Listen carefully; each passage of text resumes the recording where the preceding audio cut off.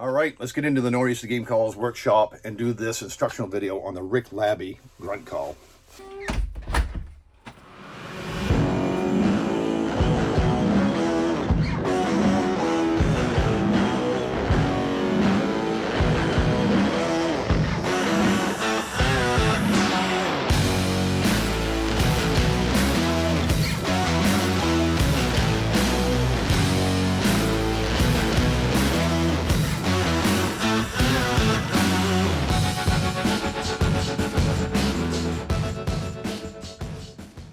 All right, so this is the Rick Labbe Signature Series mercenary grunt call.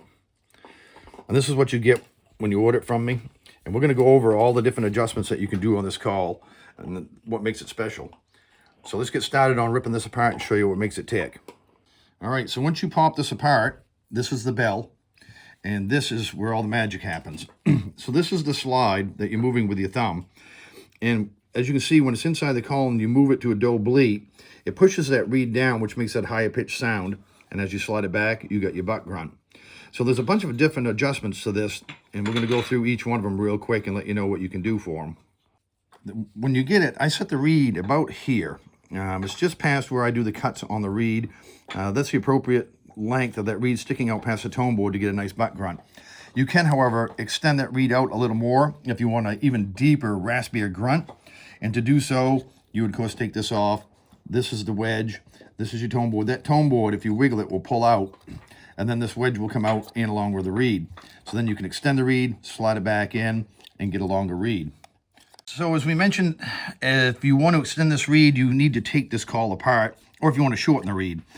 So what you have, once you take it all apart, you're going to have your tube, the slide, which is held by the O-ring. You can take it out from under the O-ring. And then you have the tone board, the wedge, and of course the reed.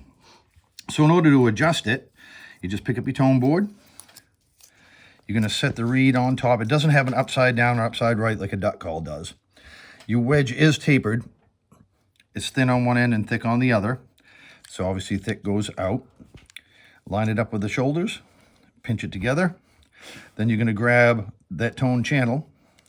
Get it started. You slide this tone board in until the shoulder hits.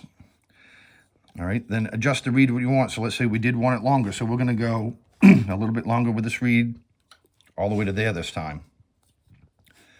So now what we need to do is we need to make sure that it is level inside the call so that when that slide goes down it, we want this slide to make sure that it guarantees it rides flat down the reed, not at an angle, because it will cut that reed.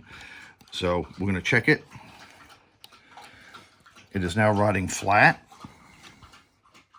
All right, so now that we've got everything riding level and we've added probably a 1/16 or even more to the length of the reed, all we need to do is pinch that reed with your thumb and your finger and then seat that wedge in. It'll go right level with the tone channel.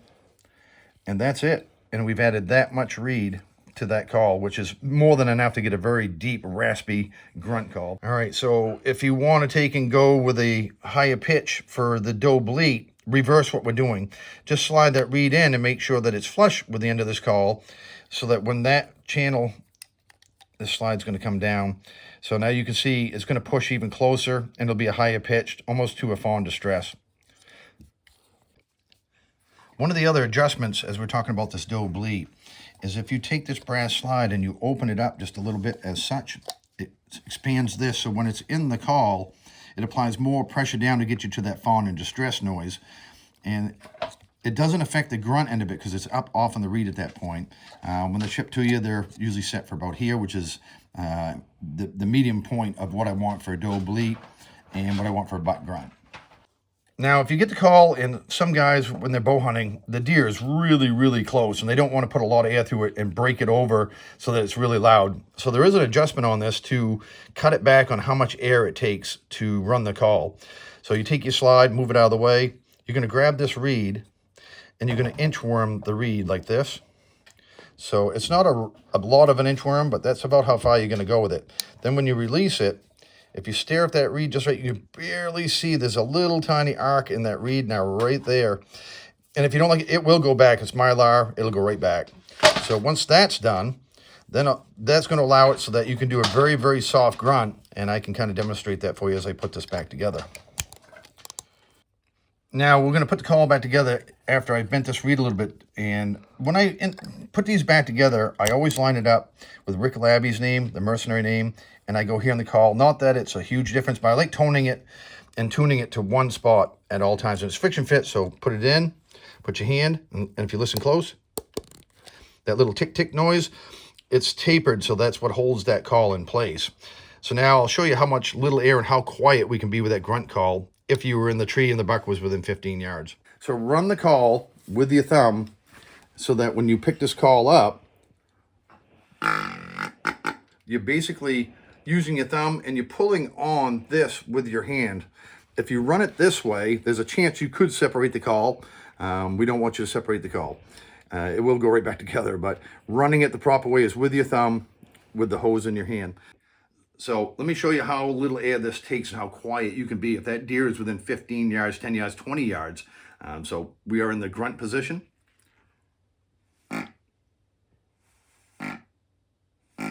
That's how quiet it can be with very, very little air. Even with a face mask on, you'll have enough air to put through this call in order to do the grunt. And it doesn't affect the doe bleat. Or that big buck grunt can still be there. Again, run the hose like it's the deer's neck and his mouth, and you'll have all the sound you need to get that deer in close. It's one of the best grunt calls on the market. All right, guys, I hope you enjoyed that instructional tutorial video on the Rick Labbe Signature Series deer grunt call. This is the Gen 2. Mark was using a Gen 3 in the video, so all the adjustments he mentioned apply to this call as well.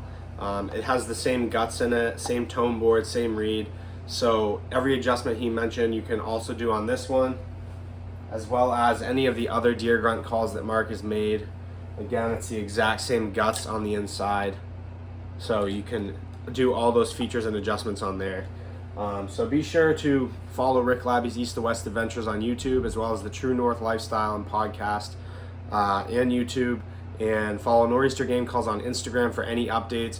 We're going to have a lot of these on the website very soon, so stay tuned for that. Check out nor'eastergamecalls.com, and stay tuned to my YouTube as well. Duck season's right around the corner, about a month away, so we're going to be having a lot of videos coming out very soon. So thank you guys for watching In the Blind, and check out the Rick Labbe Signature Series.